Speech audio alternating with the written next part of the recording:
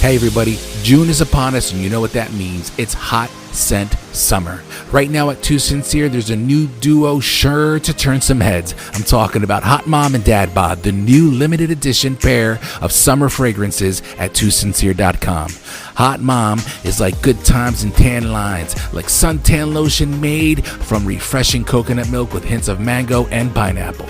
And then there's Dad Bod, sea salt and khaki vibe going on here, the calming scent of sea salt on a sun-warmed beach, ocean waves settling along the sand.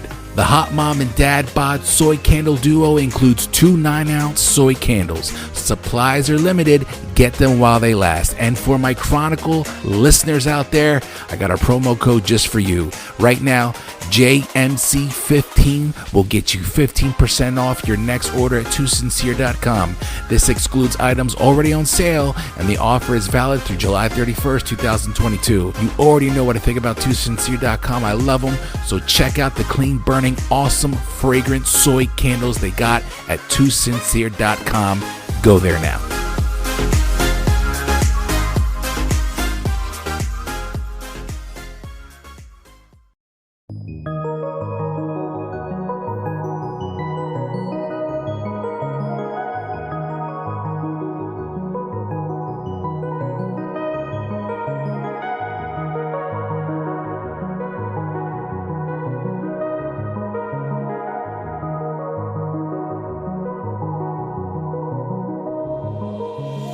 The Journeyman Chronicles.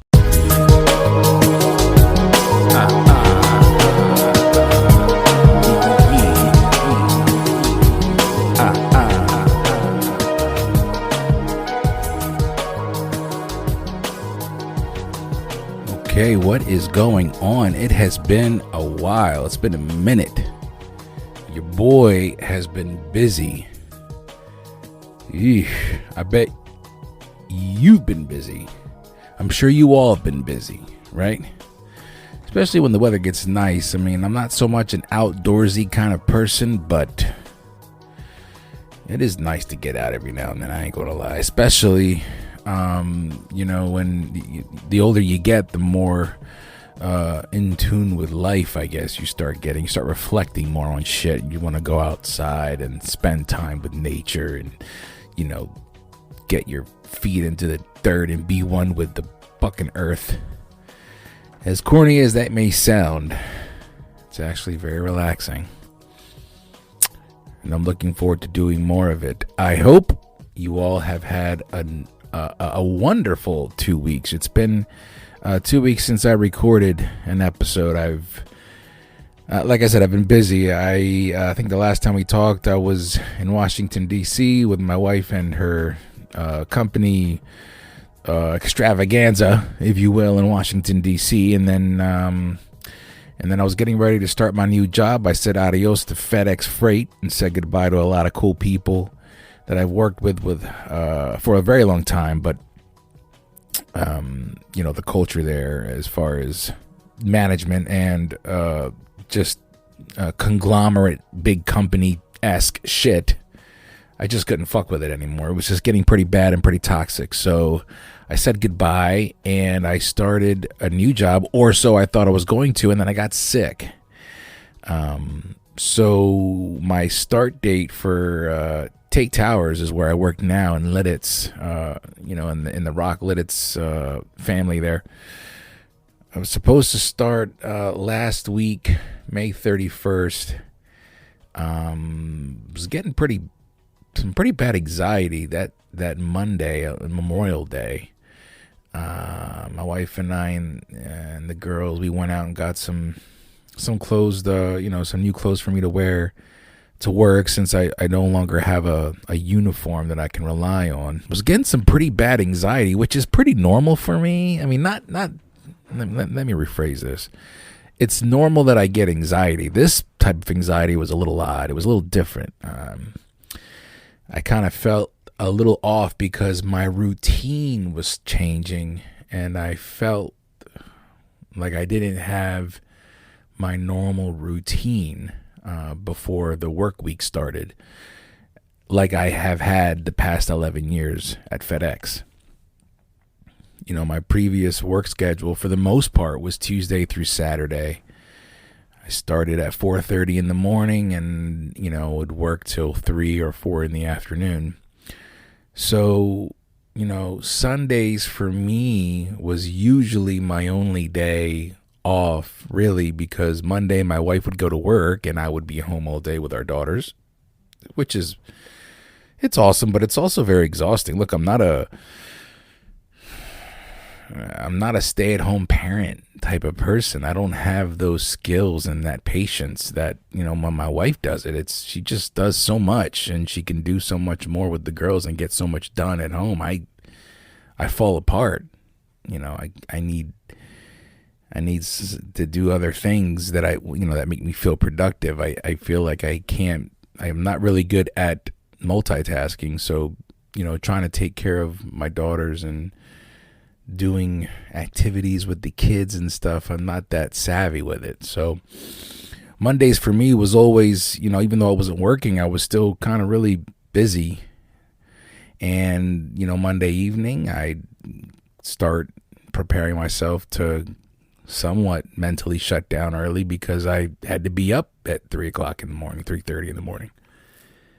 I say all that, it's a very long-winded backstory here, but I say all that because my work schedule now is Monday through Friday, 8 in the morning to 4:30. The week I was supposed to start was the day after Memorial Day, which was a Tuesday. So Monday, Memorial Day, I'm just starting to feel really fucking off. I'm starting to feel like I don't have footing. I can't find my footing. I don't have a routine. I don't know where I'm going the next day. It's, everything's all new, and I start to have a bit of anxiety, and I'm dealing with it like I usually do. I'm just chalking it up to nerves and, no routine. Somewhat end the day stress-free.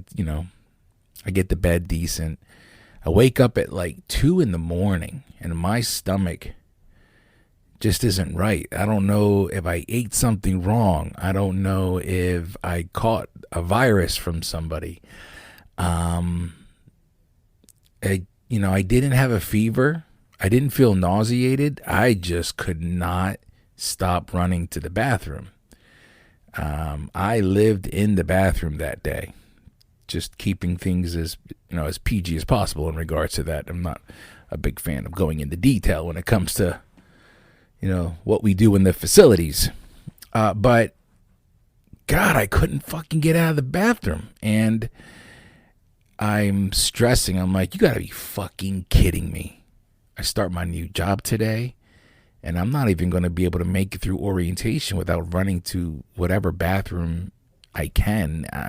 Can you imagine the embarrassment, the humiliation? So around 6 in the morning, by this point, I've made it to the bathroom several times, and hoping that I would just start to feel better. But I'm sleeping in the living room. I'm pacing the house. I'm drinking water, and I'm losing the water as fast as I'm drinking it. If you're picking up what I'm putting down. So finally, I email, human resources at Tate, and I'm like, look, here's the deal. Very understanding. Tate Towers, very understanding, very accommodating. Unfortunately, I had to postpone my start date a week. Would have been 2 weeks, but they were able to squeeze me in a week early. I was grateful. And so, yes, here I am now. This is my third day at Tate. I'm recording this on a Wednesday evening. Third day at Tate. What a fucking culture shock. This place is phenomenal. And, I'm keeping... I'm not too naive. I mean, I'm speaking as somebody that's green as green can get when it comes to working here in this type of environment. But I can't really see any negative thing or say anything negative about Tate and the people there. They've been very kind and very cool.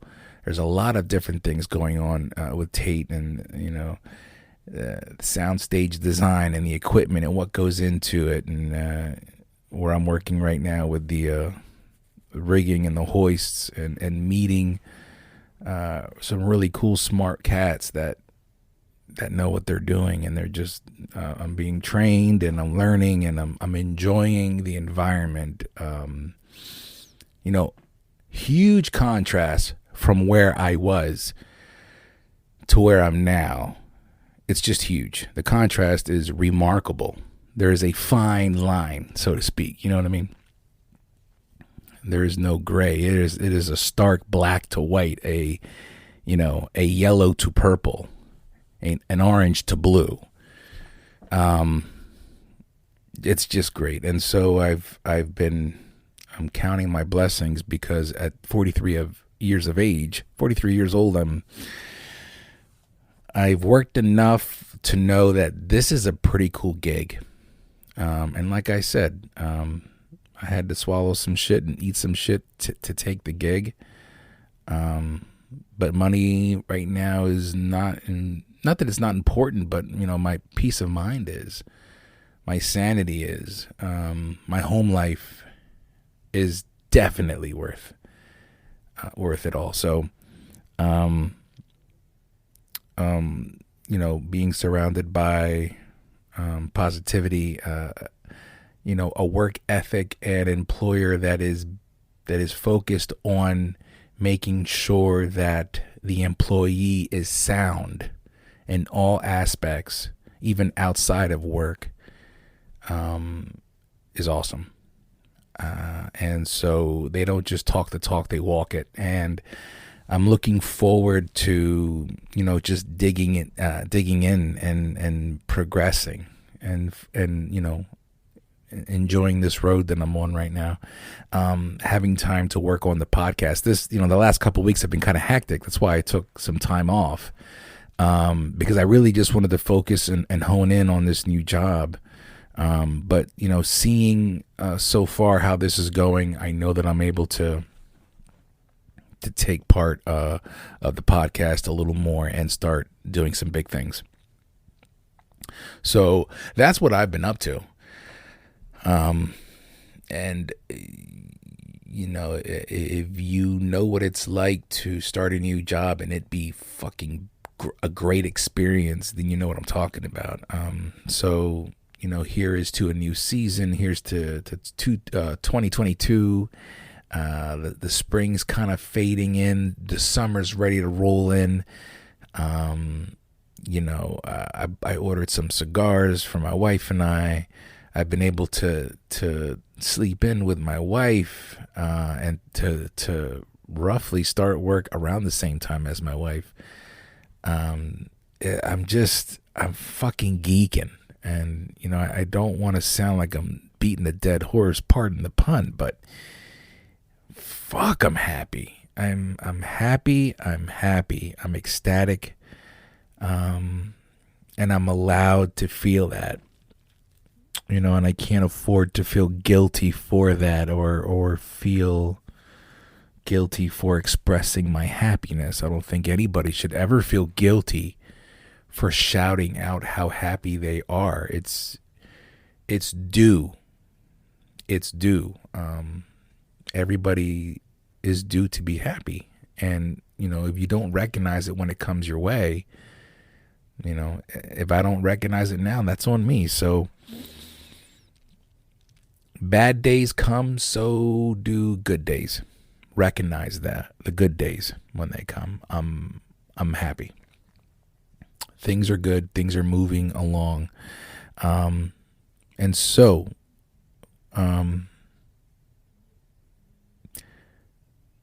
I have some people lined up, already scheduled for the June, July interviews. Ecstatic about that, as always. I've already started kind of thinking of new ideas on how to present this podcast to you, and how to present these stories and these journeys to you, that I can do to help speed things up so it's easier for me, but you still get the show, you still get the story, you still get the episode that you're looking for. you know, I love working on this fucking podcast, and I'm not going to stop. It's just I just needed a break. You know, I needed to rope it in. You know, which was good, because I tell you, fucking last week, I don't think you'd want to hear me on it, fucking hosting an episode of the Journeyman Chronicles from the bathroom. Way too much reverb.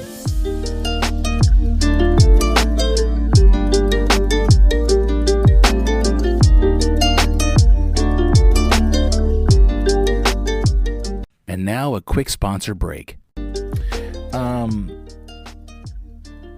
So the last time we talked, I was talking to you guys from a hotel room in Washington, D.C. My wife, Saturday evening, came home, had an event all day, multiple events. It lasted all day. She came back to the hotel room around 9 p.m. You know, I'm sitting there. I've already recorded the episode at that time, and I was editing it, and I was, I had some Truly, some fucking $15 Truly cans. But I had enough to, kind of feel pretty good. But, I was also I was starting to feel tired. I mean, that, working the schedule I worked at that time, 9 p.m. for me was no man's land. Nobody survived it. But Alexandra and I decided to go for a walk in the harbor area there. And we stopped at a couple of restaurants. Unfortunately, they were getting ready to close, but we found one. And then we found one called Bond 45. If you are in the National Harbor area, Washington, D.C., right where the Gaylord National Resort is, the little town shopping area there's a restaurant called Bond 45. It is like an Italian restaurant, but it reminded me of like the Godfather Italian restaurant vibe. It was very dim lit, very Italiano. It was very old school, classy, good fucking food. The service, this is the first time that's ever happened to me. My wife, if you recall, I wasn't, my shoes, forgetting my dress shoes fucked my whole wardrobe situation up that weekend. So what I wanted to wear Saturday night, I ended up wearing the night before. But anyway, so here I am, and I'm wearing, like I'm wearing blue cargo shorts with my blue Sperry's, and I got like this fucking dress t-shirt on. I chalked it up to like I looked like some guy that was just getting ready to coach a softball game in the suburbs, for crying out loud. My wife, however, is like she's dressed like a fucking knockout, like she always is. And so she's really standing out. She's really hot. She's really beautiful. She's got like this 80s, but even though it's not 80s, but it's like a royal blue, like a really, it looks like a long, extra long jacket, but really she's got like shorts underneath it. And it's like the buttons, it's like a suit jacket that gets buttoned on the side with the two buttons, but it's like a popping royal blue. She looks phenomenal. She looks stunning. She just had a tan done from laying out in the pool. So she's, awesome. She's looking badass. And here I am, like, a fucking Uber driver that just dropped her off. Anyway, so we find this restaurant called Bond 45. Mind you, the two other restaurants beforehand, we get declined as soon as we walk in. No, we're closing. No, I'm sorry, we're closing. The whole shit. We walk in the Bond 45, and the hostesses, there's two of them there. They're starting to tell us, we're sorry, but we're no longer seating people. We're closing in 15 minutes. And we're like, oh, come on. So my wife is like, listen, is there, like, we're not from here, so is there anywhere we can go that stays open past 10? We just want to get some food and enjoy ourselves. And as the hostess is starting to talk to us, she's kind of giving us some suggestions, but it didn't seem anything solid. It almost seemed like she was sending us, down the highway. But as this conversation is taking place, who I assume is the manager comes gliding down from the other end of the restaurant, where you have line view from the back of this restaurant to the front door where we are at. He could see us from all the way in the back. He comes, I feel like he slid like you're watching a musical with these menus in his hand, and he comes up to us and he says, in an Italian accent, he says, "I apologize for the inconvenience, but we are closing. However, it would be an honor if we could seat you as our last couple." And I cocked my head to the side because I have never in my life. And he looked over at the hostesses and he apologized to them. Like he knew he was throwing the rotation off, but he wanted to get us sat. And I have never experienced that ever.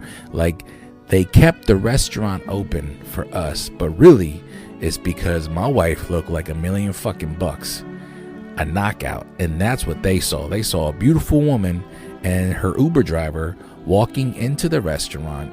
And they were like, we're going to close, but we're going to close after we seat them because that's the kind of beauty that we want in this restaurant. And so he apologizes to the hostess and he asks us to follow him. And I'm like looking at my wife like, this is because you look like all that. You got this going on and they saw you. My wife's like really humble and she's like, no, that's not what happened. I don't know what you're talking about. And I'm like, are you looking at me in my faded cargo shorts right now?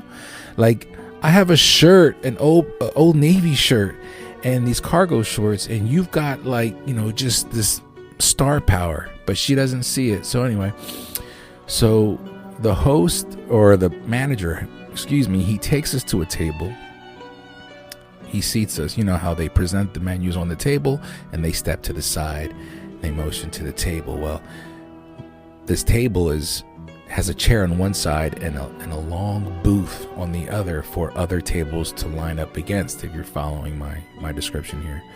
And I'm getting the chair and she's getting the booth. Out of nowhere, as the manager leaves, he motions to us. We go to sit and he leaves. Out of nowhere, another, I think it was a server, this small little guy. These servers have the towel over their arm type shit.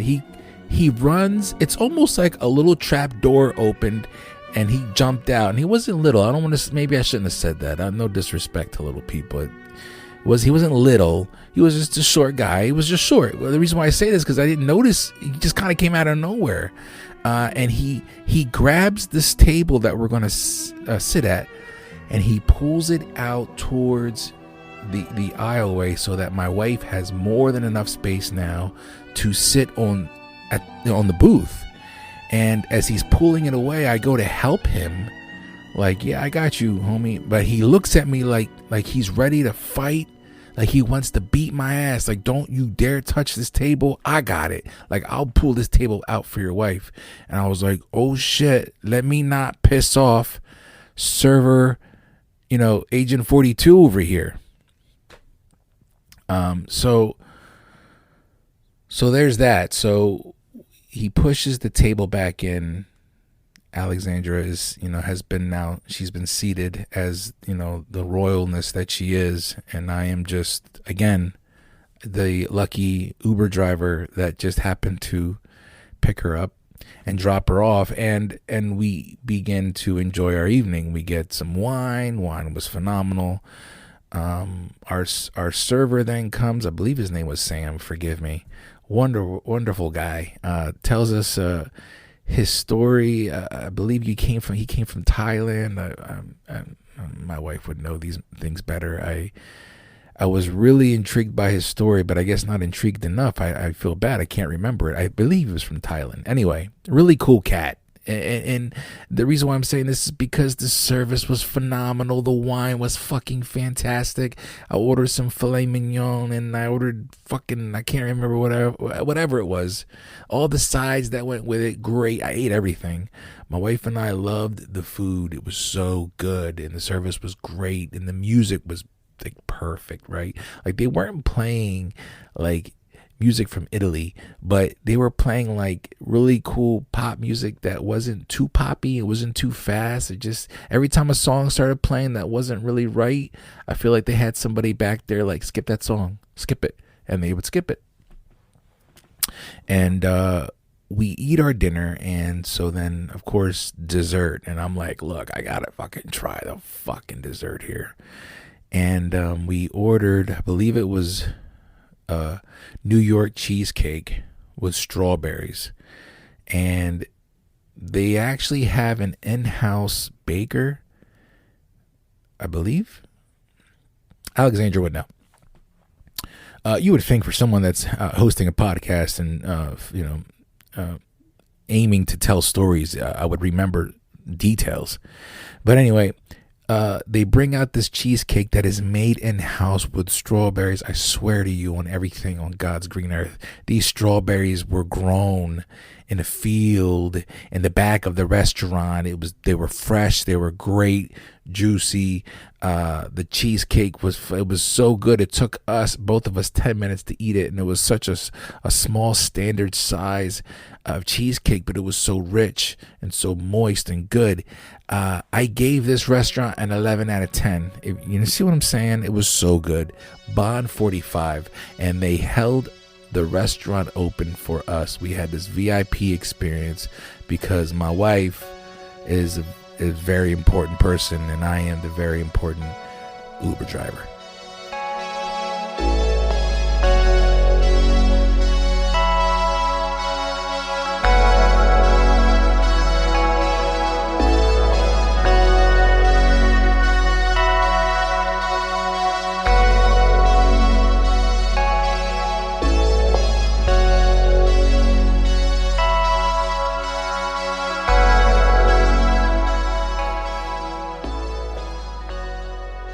I hope you all appreciate, me trying to be as transparent and open about my experiences. And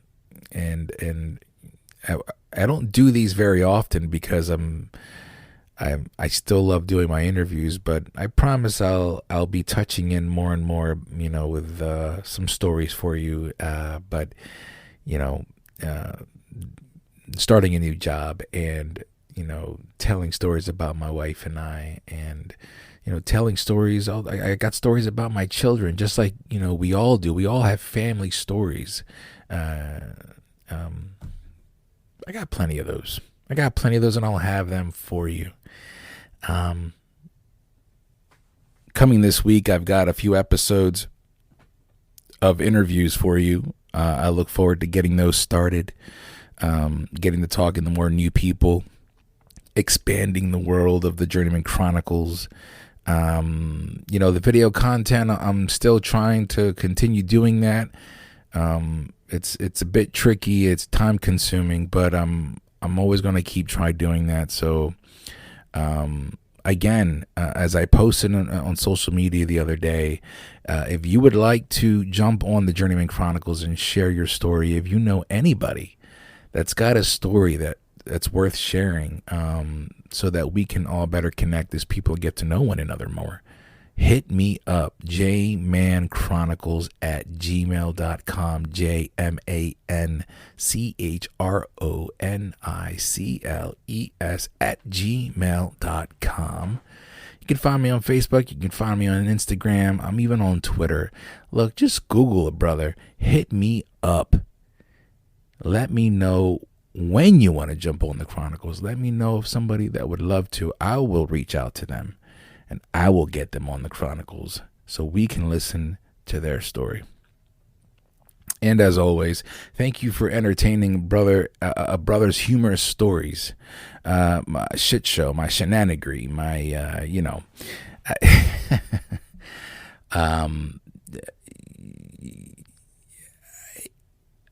I'm in a good place. Look, I'm in a good place. I'm enjoying the ride. I hope you guys enjoy your ride. I hope you guys are finding a good place if you haven't already. Please know your worth. Know your worth. Know your worth. Know your worth. Regardless of what the situation is, your worth is everything, and it's number one on the list. If your worth is not acknowledged, everything else falls apart. You're building a house with sand. Know your worth. All right. Remember to maintain focus and stay continuous through all 4 seasons. I appreciate you all joining me on the Journeyman Chronicles, the Big 33. This is a Scottie Pippen episode. If you know sports, you know the reference. All right. Love you guys. Be safe. Peace.